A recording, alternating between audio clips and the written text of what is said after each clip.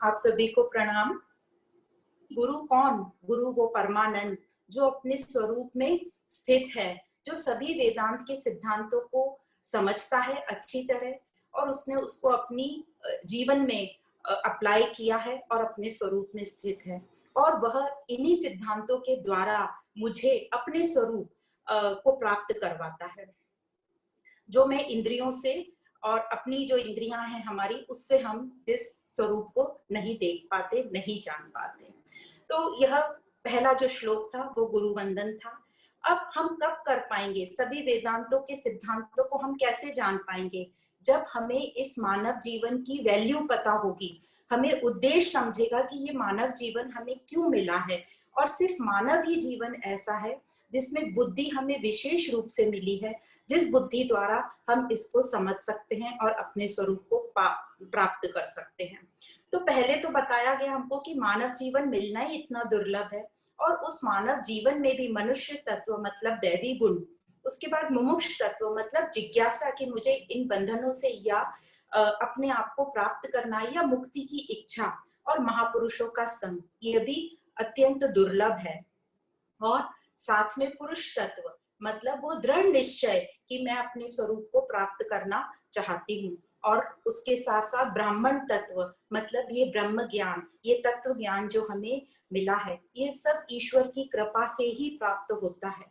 तो इन सबको प्राप्त करके भी यदि मैं इनका सदुपयोग नहीं करूं, तो कहा गया है कि इससे बड़ा मूर्ख कौन होगा। तो भगवान कहते हैं कि इस जो तत्व ज्ञान आपको मिला है मनुष्य जीवन में, इसका सदुपयोग करना ही हमारा परम उद्देश्य है। आगे भगवान कहते हैं कि कितना भी हम शास्त्रों का अध्ययन कर लें, पढ़ लें, देवों को पूज लें, कर्म कर लें, भजन कर लें, पर जब तक हमने आत्मा और ब्रह्म की एकता का बोध नहीं किया, उसको नहीं समझा, तब तक ये मुक्ति प्राप्त नहीं हो सकती। कर्म से, धर्म से ये तत्व प्राप्ति नहीं हो सकती। यहाँ पर उस तत्व को वस्तु कहा गया है। वस्तु मतलब तत्व प्राप्ति नहीं हो सकती। वे जरूर ही हम ये सब जो कर्म है, धन है, ये संसारिक जीवन के लिए बहुत महत्वपूर्ण है। संसार में जीने के लिए, हमारा जीवन निर्वाह करने के लिए यह सब जरूरी है, उनको हमें करना है, पर उनमें बंधना नहीं है, उनसे आसक्त नहीं होना है। तो विद्वान मनुष्य कौन कहलाए जाएंगे? तो विद्वान मनुष्य वह कहलाए जाएंगे जो अच्छे से जानते हैं कि ये जो कर्म है ये संसार को चलाने के लिए जरूरी है, तो जीवन निर्वाह करने के लिए जरूरी है। तो ये जो कर्म का डिपार्टमेंट है वो पूरा एक अलग डिपार्टमेंट है, उससे मुक्ति नहीं मिलती। और इसलिए वो कर्म करते हुए अपने तत्व की खोज में लग जाते हैं। इसका यह मतलब नहीं है कि उन्होंने संसार छोड़ दिया, वे कर्म नहीं छोड़ते, पर वे इन कर्मों से और संसार से कुछ एक्सपेक्टेशन नहीं है, उनको कुछ आशाएं नहीं है कि इस संसार से मुझे खुशी मिलेगी या ये संसार मुझे तार देगा। फिर कर्म क्यों करते हैं? तो हमने पढ़ा कि कर्म चित्त शुद्धि के लिए किया जाता है, आनंद प्रकट करने के लिए किया जाता है। और फिर संन्यास क्या है?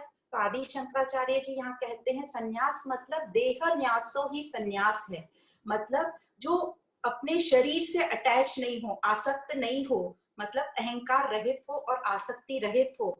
जो अहंकार और आसक्ति का त्याग करना जानता है या त्याग करता है, वही संन्यास कहते हैं। इसी को संन्यास कहा जाता है।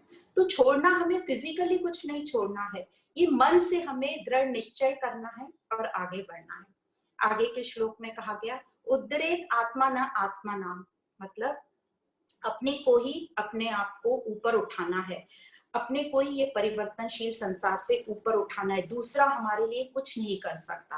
और आप ही अपने गुरु हो, आप ही अपने मित्र हो, और आप ही अपने शत्रु हो, जो हमने श्रीमद् भगवद गीता के 6 अध्याय में ये श्लोक पढ़ा था। तो हमें अपने अंदर के गुरु को जगाना है और अपना मित्र बनना है और अपने आप को ऊपर उठाने में मदद करनी है। और शत्रु कौन है? शत्रु मतलब ये गलत धारणाएं जो हैं। क्या गलत धारणाएं?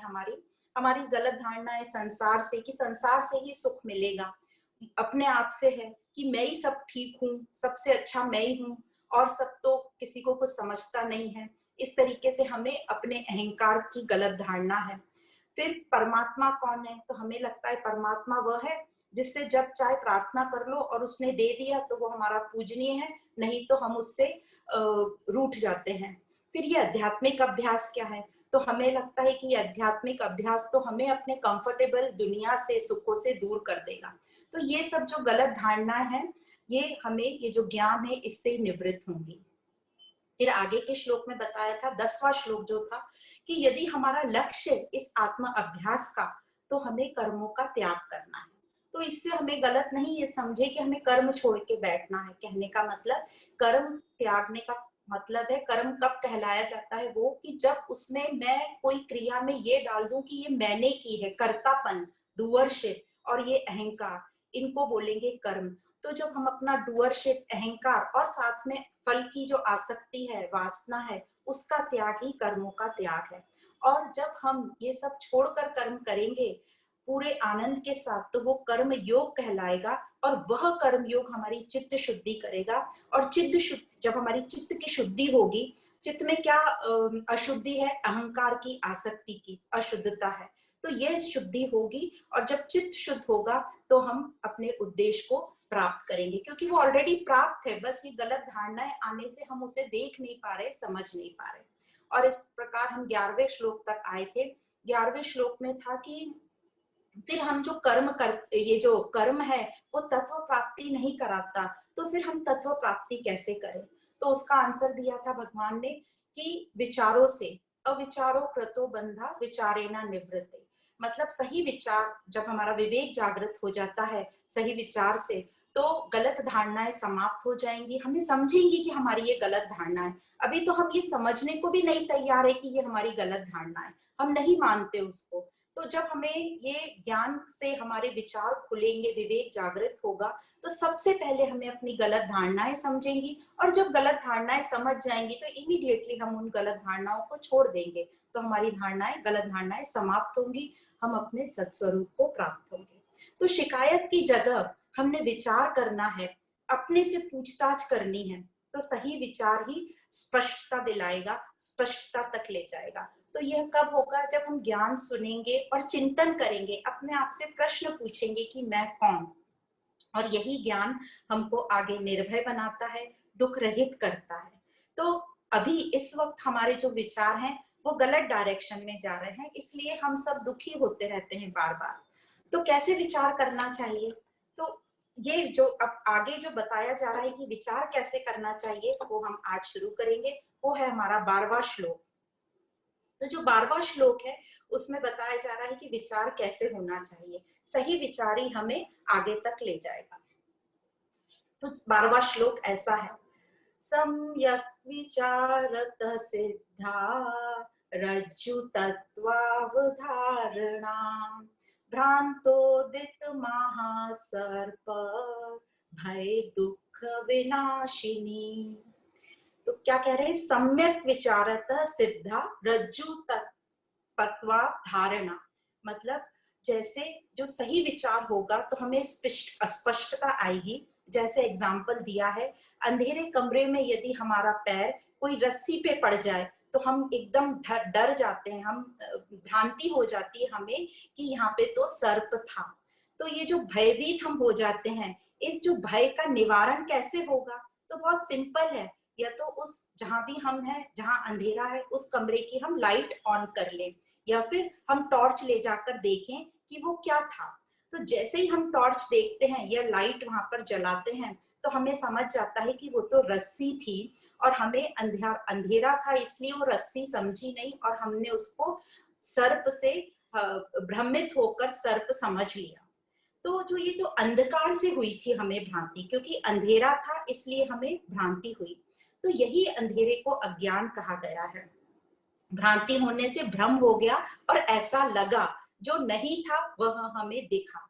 तो ये जो रस्सी को रस्सी देखने के लिए हमने क्या किया? क्या कोई कर्म कांड किया? नहीं, कोई कर्म कांड करने की इसमें जरूरत ही नहीं पड़ी।